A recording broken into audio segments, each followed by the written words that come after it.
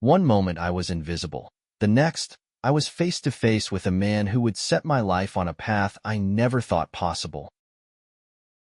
When I was 15, I didn't have dreams. Not the kind you tell people about, at least. I wasn't one of those kids who talked about becoming a doctor or an astronaut.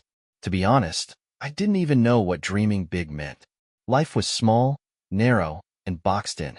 I grew up in a modest apartment on the edge of a forgettable part of town, where every crack in the sidewalk felt like a metaphor for my future. I wasn't unhappy, exactly, just invisible. And maybe that was fine with me back then. I didn't stand out at school unless it was for being the kid with the hand-me-down sneakers or the lunch that smelled weird. Kids have a way of sniffing out anything different about you, and I wasn't spared. They called me Scrap Boy because I spent my free time fixing busted gadgets I found in dumpsters or old boxes people left on the curb. I'd take them home, tinker with their insides, and bring them back to life. Radios, broken alarm clocks, even old game consoles.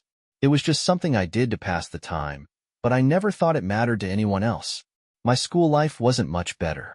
I wasn't exactly the teacher's favorite, though I wasn't a troublemaker either. I was good at math and science, not because I loved them, but because they came easily to me. Numbers made sense. They had rules. Unlike people, the kids in my class, they operated on an entirely different system. I tried to stay out of their way, but that never seemed to work. They'd trip me in the hallway, knock my books to the floor, or, accidentally, spill water on my desk. I'd just shrug, pick up my things, and move on. What else could I do? Sports were another ordeal. I wasn't bad at them, surprisingly. I wasn't big or strong, but I was wiry and fast. During gym class, when the coach forced us to play soccer or dodgeball, I managed to hold my own. Once, during a school event, I even scored the winning goal in a soccer game. For about 3 seconds, I felt like a hero. Then, of course, the taunt started. Even a broken clock is right twice a day. They couldn't let me have that moment. I laughed along with them, acting like it didn't matter. But it did. Home was a different kind of silence. My mom worked double shifts at a diner, while my dad spent his days at a factory that reeked of oil and burnt rubber. When he wasn't working, he was either asleep or glued to the TV, watching old westerns. We didn't talk much. It wasn't that they didn't care. I know they did. But life had worn them down to the point where surviving took precedence over everything else. Dreams? Those were for people with time and money, not for families like ours. My room was my sanctuary, even if it was small and cluttered. I had a little desk piled high with wires, circuit boards, and screws I'd salvaged. A couple of mismatched shelves held my projects, the gadgets I'd repaired or reassembled from scraps. To anyone else, it might have looked like junk, but to me, it was a testament to what my hands could do. I didn't need shiny tools or fancy manuals. I had an instinct for this stuff. I could look at a broken device and see its potential, the way the parts fit together, the way power flowed through it like a heartbeat. But that didn't mean much outside my room. One evening, I was hunched over my desk, trying to fix an old cassette player. I remember it clearly because it was one of those rare moments when I felt at peace. The hum of my soldering iron, the tiny sparks as I connected loose wires. It was meditative. I got the thing working again, rewound an old tape I'd found in a thrift store, and pressed play. The crackling sound of a distant radio station filled the room. It wasn't much, but for me, it was magic. I wished life could feel like that more often, like I'd fixed something that mattered. But outside my little bubble, life felt stagnant. Every day was the same. Wake up, survive school, avoid the bullies, come home, and retreat to my projects. I didn't see a way out of it. I didn't even think about what out might look like. I figured I'd end up like my dad, working a dead-end job just to scrape by. That's what people like us did. If you told me back then that everything was about to change, I wouldn't have believed you. I didn't think lightning struck kids like me. I didn't know that sometimes, all it takes is a chance encounter to turn a life around. At 15, I was just a quiet, invisible boy with no dreams, no direction, and no idea what was waiting for me around the corner. School, for me, was less about learning and more about survival.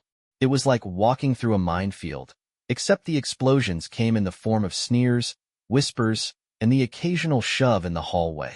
If you asked the teachers, they'd probably say I was an average kid, quiet, respectful, unremarkable. But to my classmates, I was a target. My daily goal was to avoid attention, but in a place like high school, that's nearly impossible. The cafeteria was the worst. I usually sat alone, my tray of lukewarm food untouched as I kept my head down. I wasn't trying to be invisible, I just didn't know where I fit. The cool kids didn't want me at their table, and the other loners seemed as wary of me as I was of them. Once, I tried sitting with a group of kids who were into gaming. I thought maybe we'd have something in common. But after a week of awkward silences and inside jokes I wasn't part of, I gave up. Academically, I wasn't just a good student. I was one of the best. I didn't have to try too hard. Numbers and logic came naturally to me. But instead of earning respect, my grades made me a bigger target. "Hey, Einstein," they'd sneer as they shoved me against a locker. "Can you calculate how much of a loser you are?" It didn't matter that half of them ended up copying my homework before class. They still made sure I knew where I stood in the social hierarchy. The one place where I felt slightly more at ease was in science class. My teacher, Mr. Corbin, was the first adult who seemed to notice me. He once called me up after class to show me an old oscilloscope he was trying to repair. "Think you can take a look?" he asked. I did, and it only took me a few minutes to spot the problem: a loose connection in the power supply. Fixing it felt good, like I was proving something to someone, even if only to myself. But my skills with electronics weren't exactly cool. Most kids thought it was weird that I spent my weekends repairing old radios or tinkering with broken clocks. "What's the point?" they'd ask, laughing as if I'd just told the world's dumbest joke. I didn't have an answer. I wasn't doing it for money or recognition. I did it because it made sense to me, in a way that people didn't. There was one day, though, when things felt different, briefly. It was during a school event called Tech Week. They set up a bunch of booths in the gym for students to show off their skills. Most kids presented flashy projects like homemade robots or 3D printed gadgets. I didn't have the resources for anything that advanced, but I brought an old AM radio I'd repaired. It was ancient, with knobs that crackled when you turned them, but it worked perfectly. I even managed to tune into a distant jazz station during the demo. To my surprise, a small crowd gathered around my table. For the first time, people weren't laughing at me. They were genuinely interested. "How'd you do that?"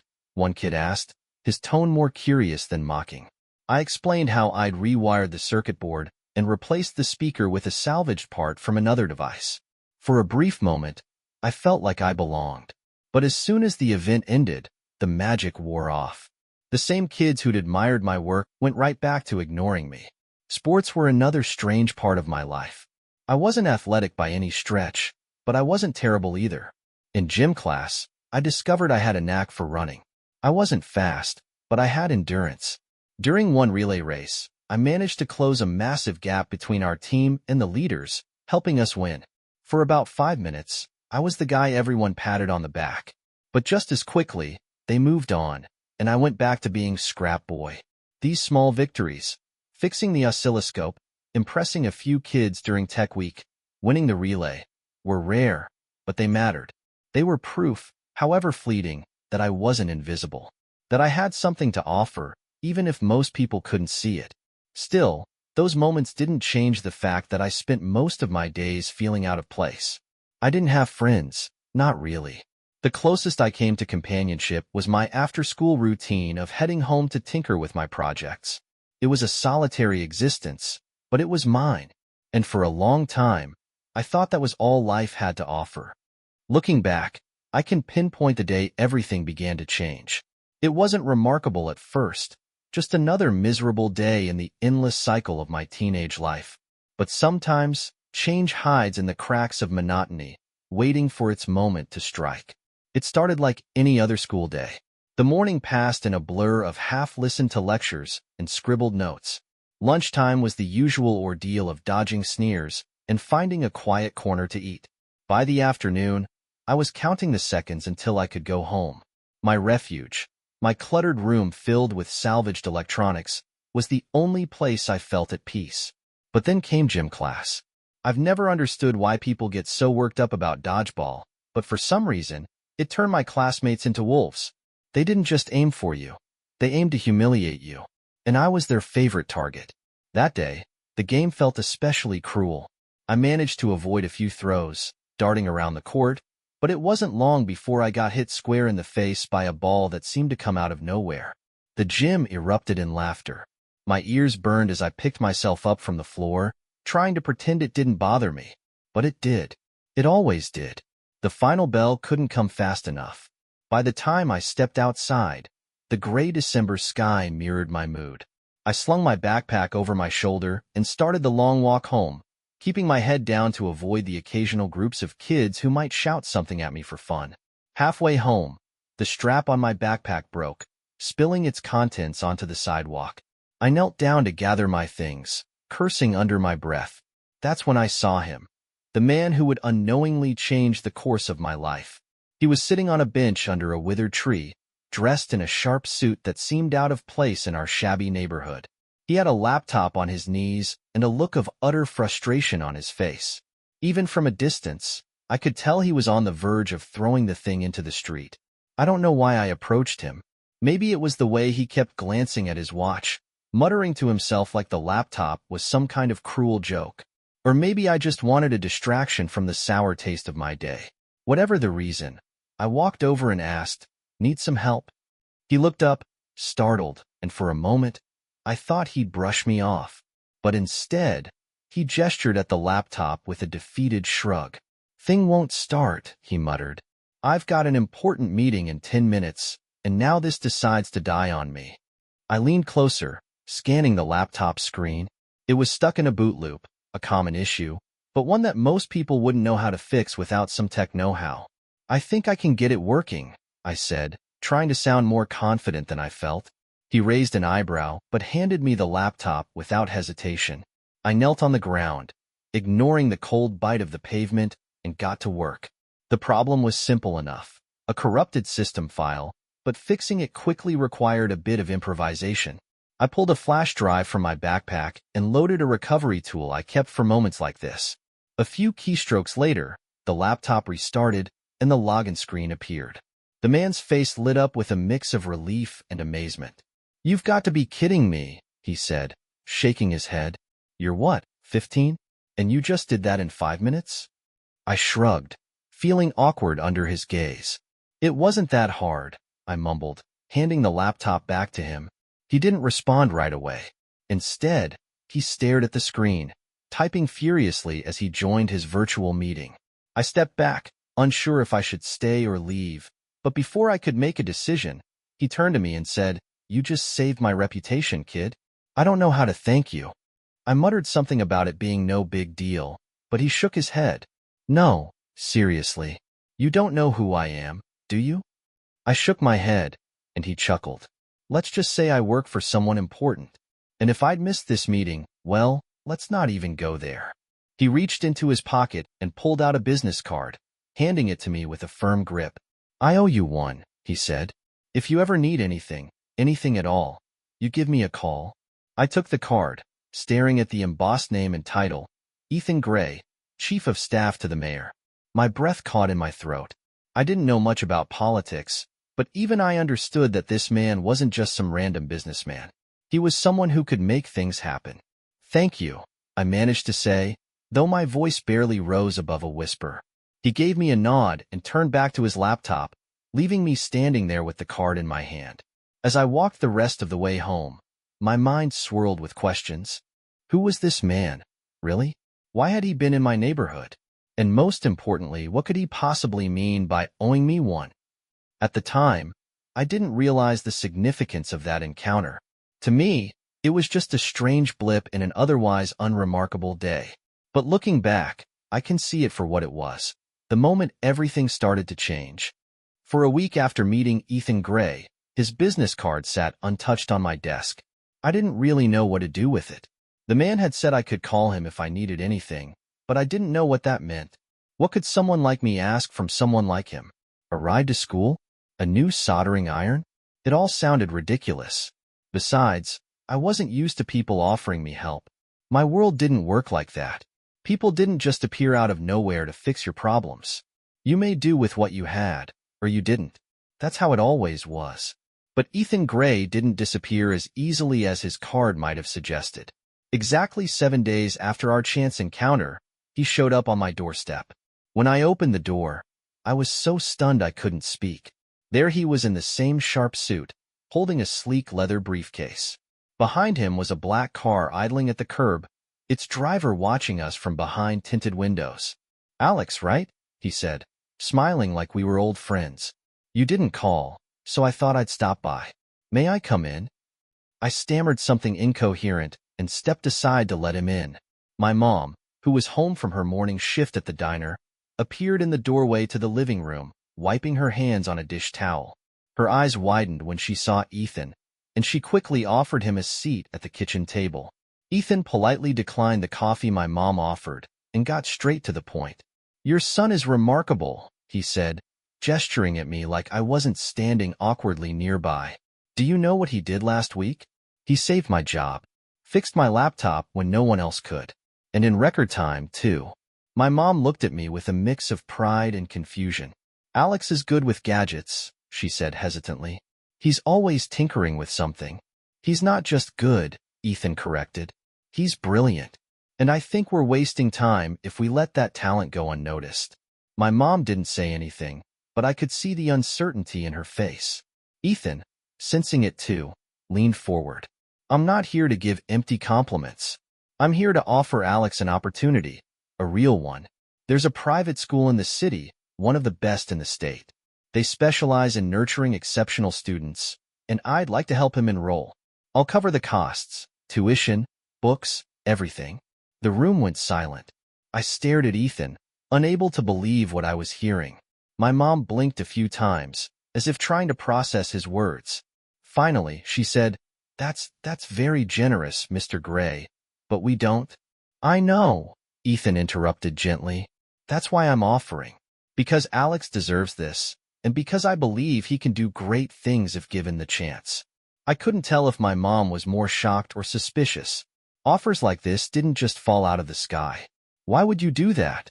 she asked cautiously. Ethan smiled. "Let's just say I have a soft spot for young people with potential.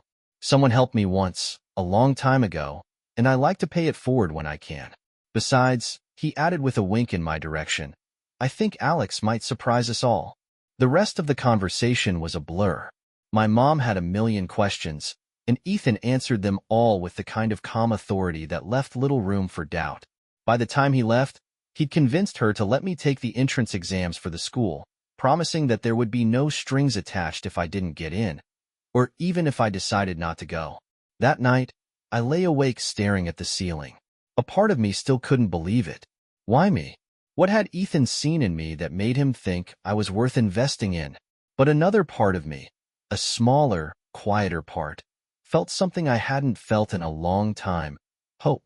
Maybe, just maybe, this was my way out of the rut I'd been stuck in for as long as I could remember. The entrance exams were brutal. They tested everything: math, science, reading comprehension, logic, even my ability to think creatively under pressure. But for the first time in my life, I felt like I was doing something that mattered. The questions weren't just a chore to get through. They were challenges to solve, puzzles to unravel. When I handed in the final test, my hands were shaking, but a part of me felt alive in a way I couldn't explain. A week later, the results came in. I was accepted. Ethan was the first person I told. I called the number on his card, expecting to reach an assistant or leave a voicemail. But he answered on the second ring, his voice as warm and confident as I remembered.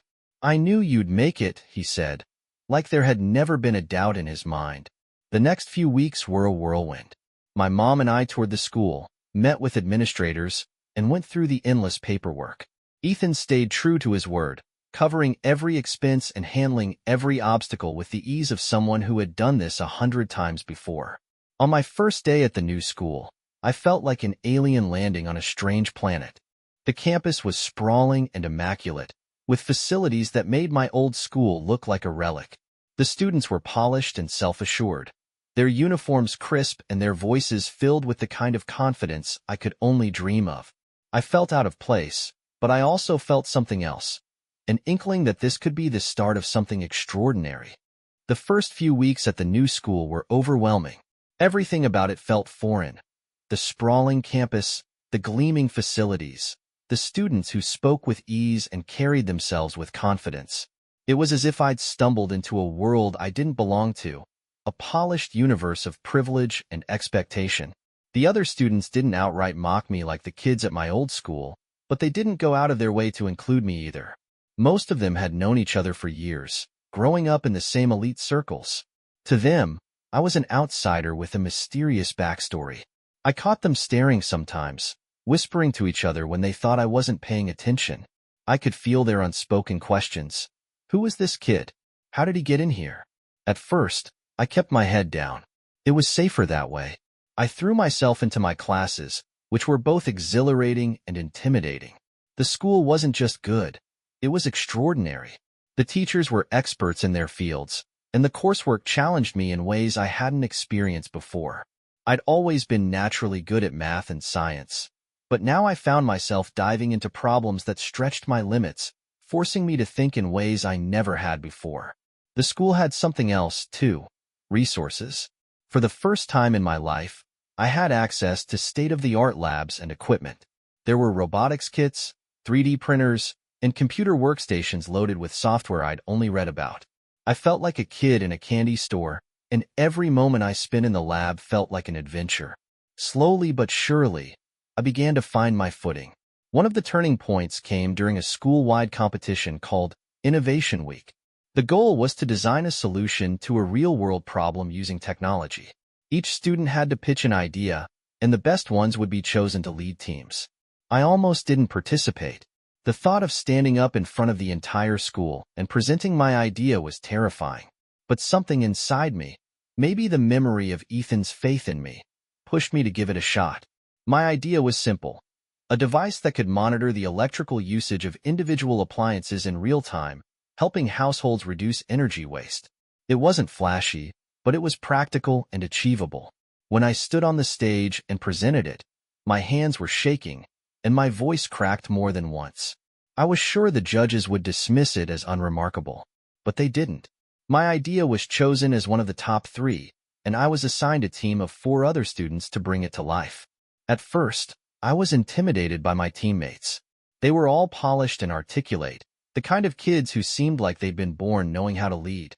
But as we started working together, something surprising happened. They began to defer to me. It turned out my obsessive knowledge of circuits and sensors wasn't just useful, it was essential.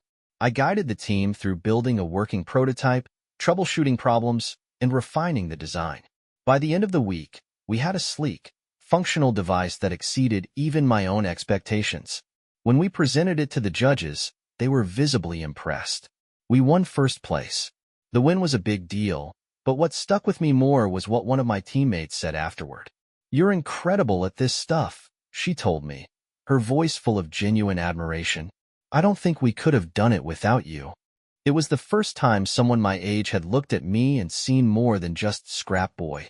For the first time, I began to believe that maybe I had something to offer after all. Outside of academics, the school encouraged extracurricular activities. At my old school, I would have laughed at the idea of joining a club or a team. But here, something shifted. Maybe it was the atmosphere of possibility, or maybe it was the small victories I was starting to accumulate.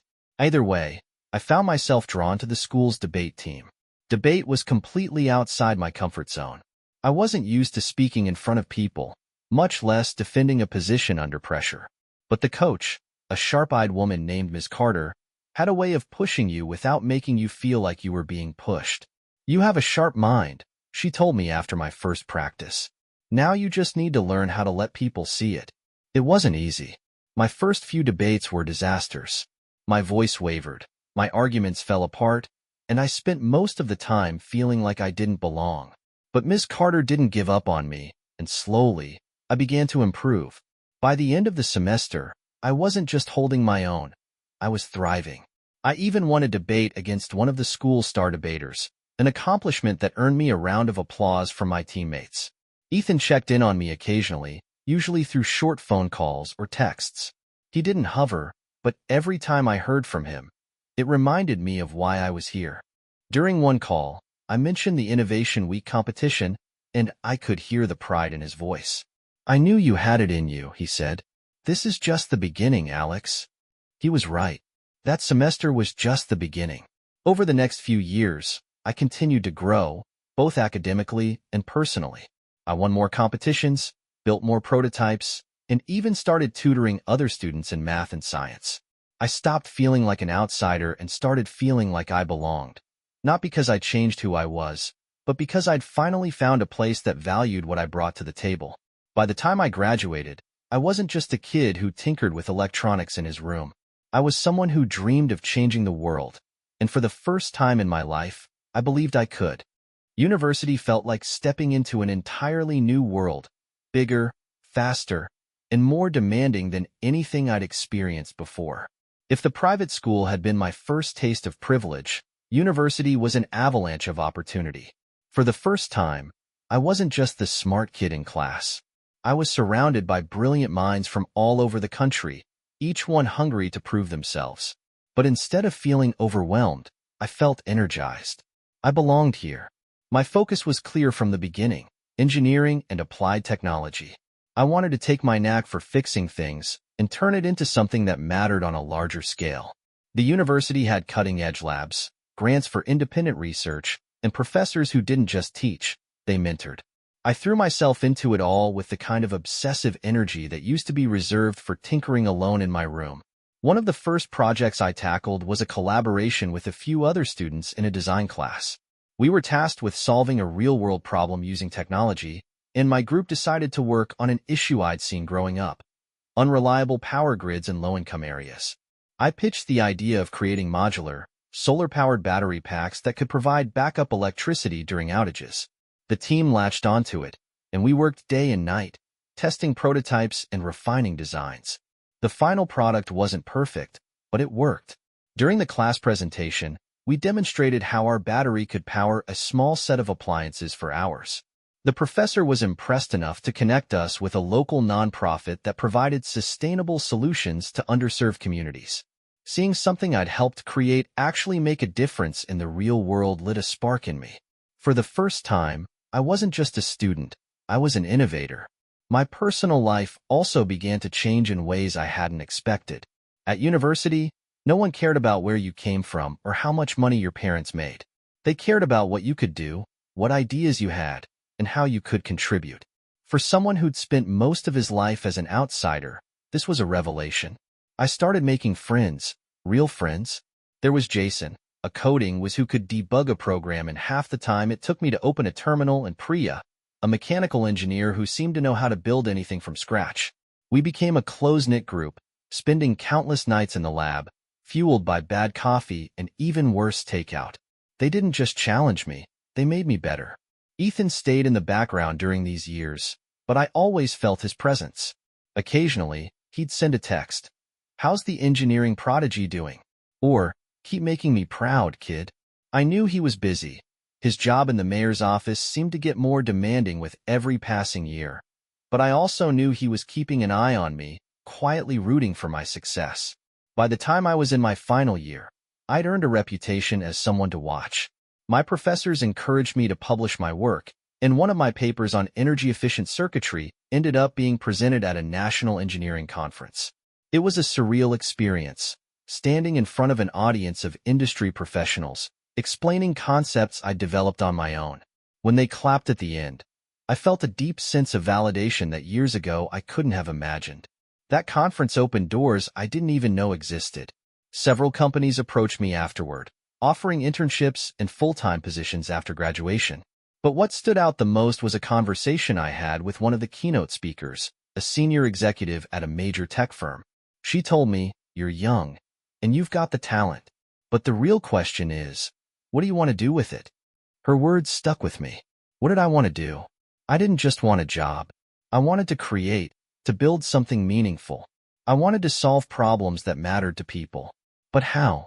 That was the question I kept turning over in my mind as graduation loomed. Shortly after my final exams, Ethan called me. It had been months since we'd spoken, and his voice on the other end of the line was as warm and familiar as ever. "Congratulations, Alex," he said. "I always knew you'd make it." "Thanks," I replied, feeling a sudden surge of gratitude. I couldn't have done it without you. He laughed. I just opened the door. You're the one who walked through it.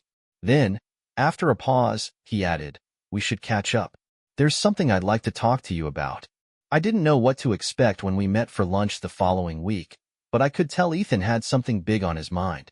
Over the years, I'd come to recognize the look he got when he was working through an idea, and he had that same spark in his eye as we sat down. I've been following your progress, he began, folding his hands on the table. And I have to say, I'm impressed. You've got talent, Alex. But more than that, you've got drive. That's a rare combination. I wasn't sure where he was going with this, so I stayed quiet. After a moment, he leaned forward and said, I have a proposition for you. I've been working on something, an idea I think could be groundbreaking, and I want you to be a part of it. The words hung in the air between us, heavy with possibility. I didn't know what he was offering yet, but I knew one thing for certain. My life was about to change again. When Ethan told me he had a proposition, I wasn't sure what to expect. He wasn't the kind of person to waste words, so I knew whatever he had in mind was big. But as we sat across from each other in that quiet corner of the restaurant, I could sense his excitement, a rare thing for someone as measured as Ethan Gray. I've spent the last few years working on a plan, he began. It's ambitious, maybe even crazy, but it's got potential. The kind of potential to really change things. He paused, letting the words sink in before continuing. I want you to help me build it. Ethan laid out his idea. A technology-driven initiative aimed at solving a problem that had plagued cities like ours for decades, inefficient urban infrastructure. His vision was bold, a fully integrated, smart system that could manage energy, transportation, and public services in real time, reducing waste and improving quality of life for residents. It's not just about convenience, he explained. It's about creating a model that cities across the country and the world can replicate. But to make it work, we need cutting-edge technology. That's where you come in. I sat there, stunned. This wasn't just a business opportunity. It was a chance to do something that mattered. Something that could actually make a difference in people's lives.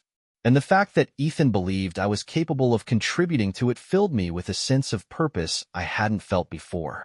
You've got the technical expertise, he said, and I've got the connections to get this off the ground. Together, we can make this happen. The following weeks were a whirlwind. Ethan brought me into the fold, introducing me to his network of investors, city planners, and engineers who were already involved in the project. It was overwhelming at first, stepping into a world of high-stakes meetings and fast-paced decision-making. But it was also exhilarating. For the first time, I felt like I was part of something larger than myself. My role was clear, to lead the technical development of the project. It was a daunting responsibility, but I relished the challenge. Drawing on the skills and knowledge I'd honed over the years, I began designing the systems that would form the backbone of Ethan's vision. We worked late nights, bouncing ideas back and forth, refining plans, and pushing the boundaries of what was possible. Ethan wasn't just my partner. He was my mentor. He had a way of seeing potential in people and pulling it out of them, even when they didn't see it themselves. You've got this, he'd say during moments when doubt crept in. And somehow, I always believed him. One of the most pivotal moments came during a pitch meeting with a group of investors. It was my first time presenting in front of such an influential audience, and I was nervous. These were the kind of people who decided the fate of multimillion-dollar projects with a nod or a shake of their heads. But as I stood there, explaining the technical aspects of our system, I felt something shift. The investors weren't just listening, they were engaged. By the end of the meeting, we'd secured the funding we needed to move forward. Afterward, Ethan pulled me aside. You were brilliant in there, he said. I knew you'd nail it. His words meant more to me than I could say. This wasn't just about proving myself to the investors. It was about proving myself to Ethan, the man who'd seen something in me when I was just a scared, quiet kid fixing gadgets in his bedroom. By the end of the year, our project had moved from concept to implementation. We launched a pilot program in a small section of the city, testing the integrated systems and gathering data. The results were better than we'd hoped. Energy usage dropped by 15%, public transit became more efficient, and residents reported a noticeable improvement in their quality of life. The success of the pilot attracted national attention. Media outlets picked up the story, calling it a game-changer for urban living. Suddenly, our little project was no longer just an idea. It was a movement. For me, it was a surreal experience.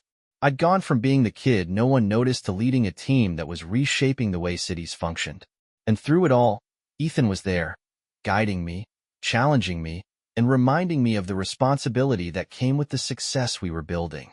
"This is just the beginning," he told me one night as we stood overlooking the pilot area. "There's so much more we can do." I nodded, feeling the weight of his words. For the first time, I wasn't just following someone else's vision. I was helping to shape it. And I knew, deep down, that we were on the brink of something extraordinary. The success of the pilot program brought an avalanche of attention. Investors, city officials, and even media outlets were knocking on our door, eager to see how our system worked and what we planned to do next. Ethan's vision had gone from an ambitious idea to a tangible reality, and I couldn't shake the surreal feeling that I'd played a part in making it happen. But with success came pressure, more than I'd ever felt before. Scaling the project to cover the entire city was no small task. We were no longer just proving an idea. We were setting a precedent. Every misstep, every delay, was scrutinized by stakeholders who expected nothing less than perfection. For me, the pressure manifested in endless late nights at the office. Our team had grown considerably, and while I wasn't the youngest anymore, I was still leading the technical side of the project. That meant managing people, troubleshooting problems, and making decisions that would ripple across the entire operation. It was exhilarating, but it was also exhausting. I found myself questioning whether I was really cut out for this, whether I could keep up with the demands of something so massive. One particularly challenging week, a critical component of the system, a predictive algorithm for public transit, wasn't performing as expected. Buses were arriving late, causing frustration among residents and headlines that painted our project as overhyped. The algorithm was my responsibility, and I felt the full weight of the failure. I locked myself in the office, poring over code and data for hours on end. My team tried to help, but I couldn't shake the feeling that I had to fix this myself. It wasn't just about solving the problem. It was about proving that I was still the right person for this role. Ethan noticed. He always did. One evening, as I sat in the empty office with my head in my hands, he walked in and placed a cup of coffee on the desk. "You're burning yourself out," he said, his voice calm but firm. "I have to fix this," I replied, not looking up. He sat down across from me, his expression thoughtful. "Do you know why I asked you to join this project?" he asked. "Because you thought I was good at fixing things," I muttered. "No," he said, shaking his head. "Because I saw someone who doesn't give up. Someone who takes on challenges that would make most people quit. But Alex, you're not alone in this. You have a team for a reason." His words hit me harder than I expected. He was right. I'd been so caught up in proving myself that I'd forgotten I wasn't in this alone. That night, I called the team together, and we worked as one to solve the problem. By morning, we'd restructured the algorithm, and the system was back on track. The relief was palpable, but more than that, it reminded me of why we were doing this in the first place.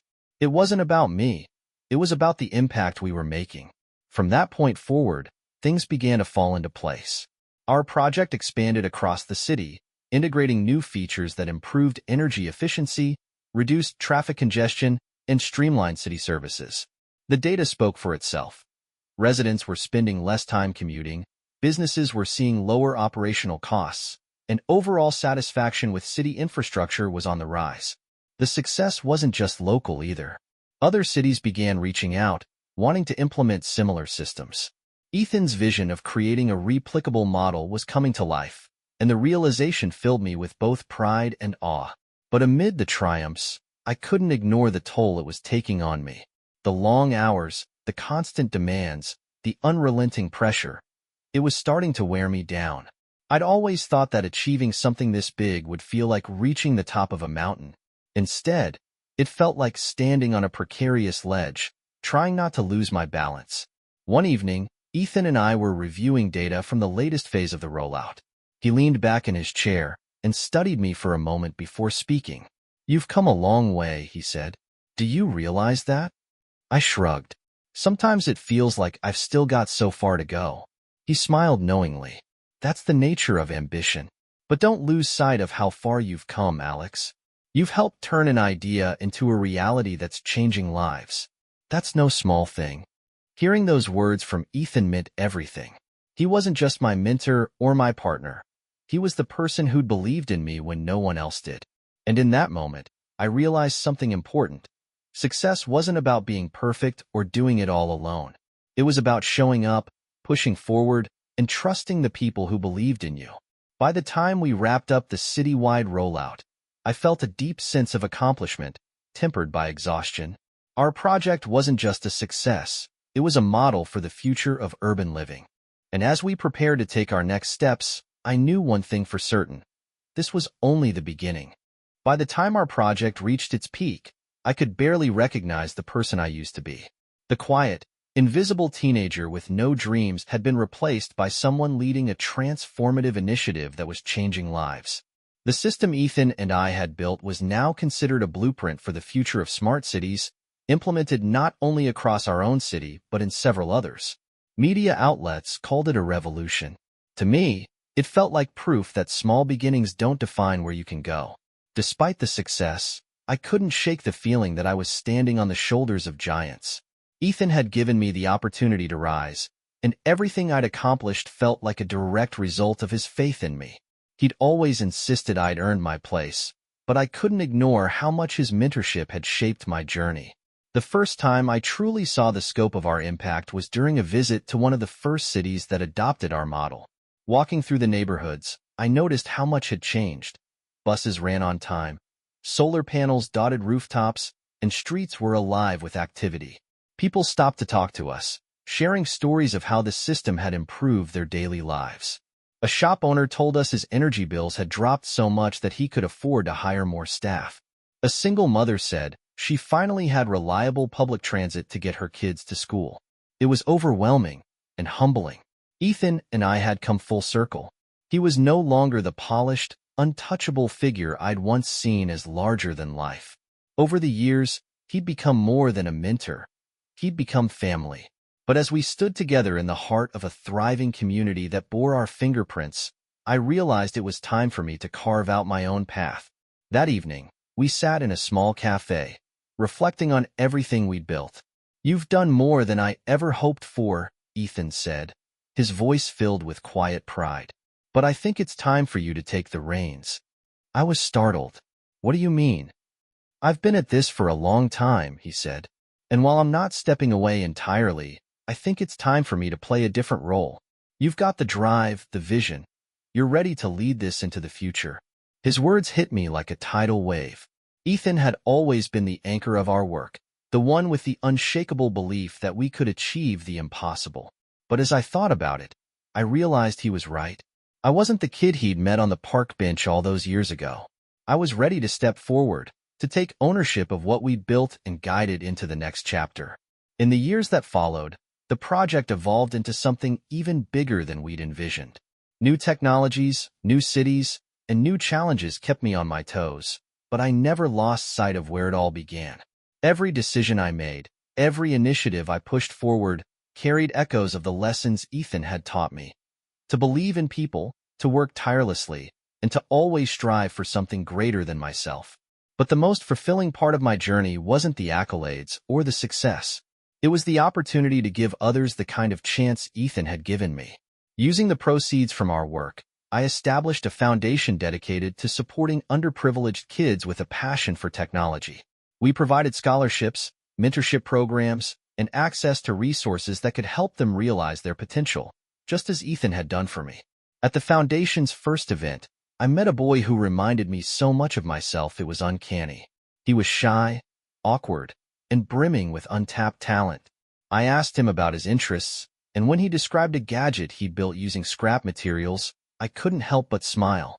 "You've got something special," I told him, handing him my card. "If you ever need anything, you let me know." That night, as I reflected on the journey that had brought me here, I felt an overwhelming sense of gratitude. My life could have been so different if not for a chance encounter with a man who saw potential in a quiet, overlooked teenager. Ethan had shown me that the greatest legacy isn't what you achieve. It's what you inspire in others. And so, the cycle continued. From a park bench to a legacy of change, all because someone believed in me. Now, it was my turn to believe in others.